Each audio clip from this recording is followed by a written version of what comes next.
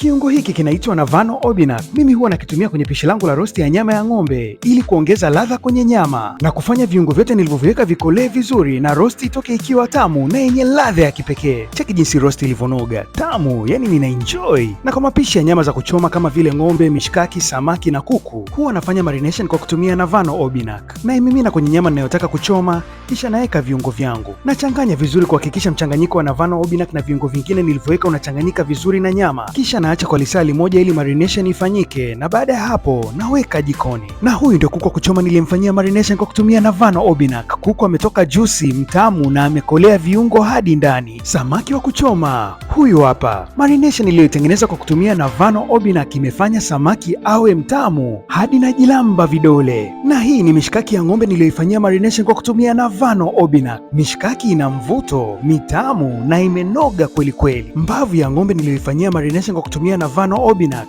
hii hapa, imetoka ikiwa juicy na yenye viwango vya 5 star. Kuku na samaki wa kukaanga huwa nawafanyia marination kwa kutumia Navano Obinak. Ninaweka viungo vyangu kisha naacha kwa muda dakika 30, alafu naweka kwenye mafuta. Navano Obinak itafanya kazi nzuri ya kuongeza ladha kwenye kuku na samaki na pishi lako litoke amazing kabisa. Navano Obinak sasa inapatikana nchi nzima, masokoni kote, kwenye maduka ya mangi na supermarkets.